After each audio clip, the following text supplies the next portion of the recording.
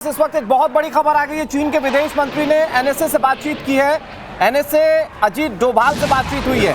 ये बहुत बड़ी खबर आपको बता रहे हैं। और उस सिचुएशन में, जिस सिचुएशन में पाकिस्तान ये क्लेम कर रहा हो कि चाइना उसके साथ इस तनावपूर्ण स्थिति में खड़ा है, उस स्थिति में एनएसए अजीत डोभाल की चीन के विदेश मंत्री के साथ बातचीत होना, ये बहुत बड़ी खबर है।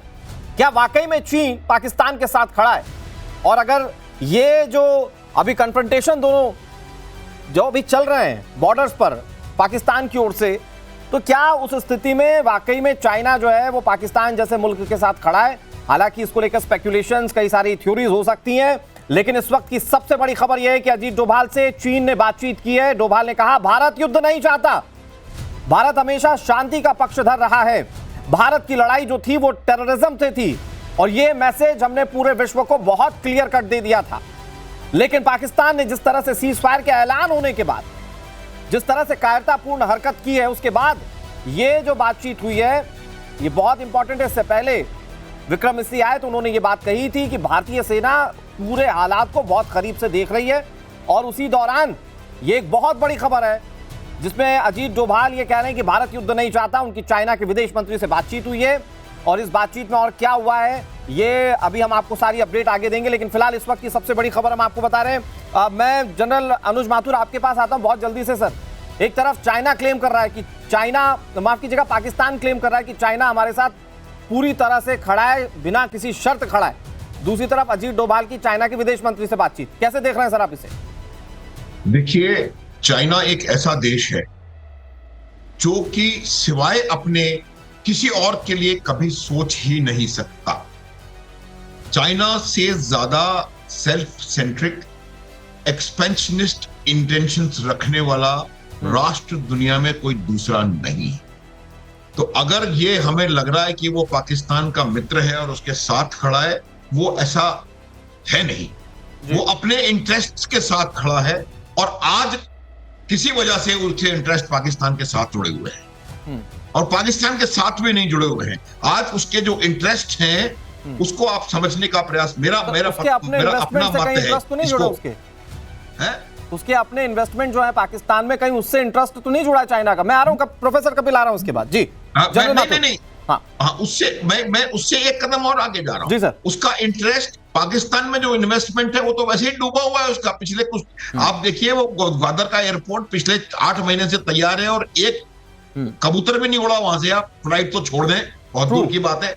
तो उनके जो इंटरेस्ट है, फाइनेंशियल इंटरेस्ट, इकोनॉमिक इंटरेस्ट, उसमें अभी उनका इंटरेस्ट, उनका और पाकिस्तान का दोनों का इंटरेस्ट। देखिए, मैंने कुछ दिन पहले भी आपको बोला था कि पाकिस्तान का जो रियल एजेंडा है, पाकिस्तान का एजेंडा कश्मीर नहीं है, पाकिस्तान का एजेंडा खालिस्तान और पंजाब भी नहीं है। पाकिस्तान का agenda is to remove India as a threat.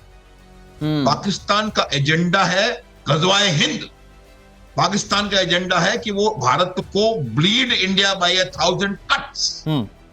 तो जब ऐसा आपका एजेंडा होता है, देखिए, तो आपका दिमाग उसी प्रकार से काम करता है। और इसी प्रकार से चाइना का एजेंडा भी वही है कि आज की तारीख में इंडिया की ग्रोथ रेट जो चाइना से ज्यादा है, इन्वेस्टमेंट्स इंडिया में ज्यादा आ रहे हैं, इंडिया की इंटरनेशनल प्लेटर जो हमारा पटल है, अंतरराष्ट्रीय पटल, वहां पर इंडिया की वैल्यू उनसे ज्यादा। इंडिया अकेला ऐसा देश है जो कि जुलाई में रूस जा सकता है, अगस्त में यूक्रेन जा सकता है, और उसके साथ ही साथ पोलैंड और फ्रांस जा करके वहां से राफेल ला सकता है। तो ये भी कहीं ना कहीं चाइना को लग रहा है। नहीं, आपने इसको सब बहुत अच्छे तरीके से समझा। लेकिन प्रोफेसर कपिल, अजीत डोभाल ने जब चीन के विदेश मंत्री से बातचीत की, और जो मेरे पास जानकारी है कि एनएसए अजीत डोभाल ने भारत के शांति के पक्ष में होने की बात कही, तो भारत तो हमेशा हर पटल पर यह कहता रहा है कि हमारी लड़ाई आतंकवाद के खिलाफ है, ना विस्तारवाद के खिलाफ, ना किसी पर्टिकुलर नेशन के खिलाफ। देखिए, मैं एक बात कहूं, एक तो मैं डोभाल जी का बहुत रिस्पेक्ट करता हूं, वो उनमें बहुत कॉन्फिडेंस है मेरा, जी, ठीक है। लेकिन यहाँ मैं एक बात कहना चाहूंगा, हम लोग एक गलती ये करते हैं कि जब हम ये कहते हैं कि पाकिस्तान ने भारत के खिलाफ आतंकवाद शुरू किया, हिस्टोरिकली अगर आप इस चीज को देखेंगे तो भारत के खिलाफ आतंकवाद 60s के, समझिए 67 से 68 से चाइना ने शुरू किया था, जब भारत के अंदर उसने नक्सलाइट मूवमेंट को जन्म दिया, उनको आर्म किया, उनको ट्रेनिंग दी।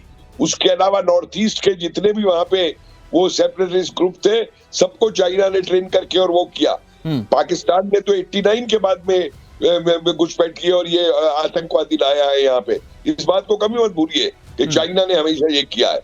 मैं जनरल साहब की बात से एग्री करता हूँ टोटली। चाइना आज ड्रैगन नहीं है, चाइना आज एक गिरगिट है जो अपने इंटरेस्ट के हिसाब से जब चाहे जैसा रंग बदलता है और उस दिन वो बदल लेगा। आज चाइना को कोई ये एश्योर कर दे कि भाई तुम्हारा वो सीपीसी जो है वो इफेक्ट नहीं होगा, चाहे किसी भी गवर्नमेंट आ जाए, तो चाइना तो वहां पे बलूचिस्तान भी इंडिपेंडेंट एक्सेप्ट कर लेगा और इंडिया को भी एक्सेप्ट कर लेगा वहां पे। आज चाइना दुनिया का सबसे बड़ा महाजन है। लेकिन एक हाइपोथेटिकल चीज हम लोग हमेशा बातचीत करते रहे कि चाइना चूंकि एक ऐसा मुल्क है जिसको ट्रेड से ज्यादा मतलब होता है, और अभी खबर ये भी आ रही थी जब दोनों देशों के बीच तनाव चल रहा था तो खबर ये भी आ रही थी कि एक ड्रोन की बड़ी खेप चाइना ने पहुंचा दी है पाकिस्तान। तो जो देश प्रॉक्सी वॉर की तरफ हमेशा झुकाव रखता था वो एक कन्फ्रंटेशन के मोड में कैसे आ रहा है?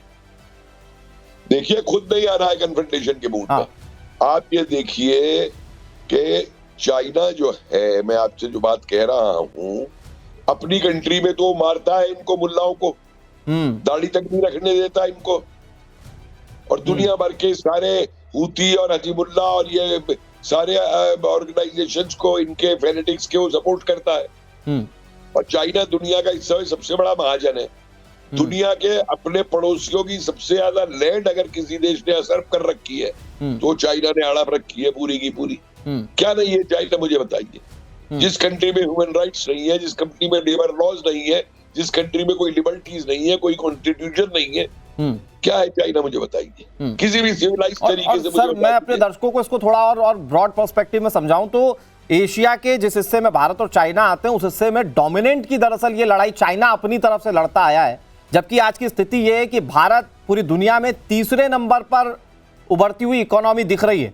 मतलब तीसरे नंबर पर भारत अगले कुछ सालों में पहुंच जाएगा। प्रोफेसर कपिल सर, जल्दी से जल्दी अपनी बात पूरी कर लीजिए, फिर मैं जनरल साहब के पास जा रहा हूं। जी देखिए, चाइना को बनाने में अमेरिका का बहुत बड़ा हाथ रहा था और इन सारे मल्टीनेशनल से जाके फिर चाइना के फायदा उठाया।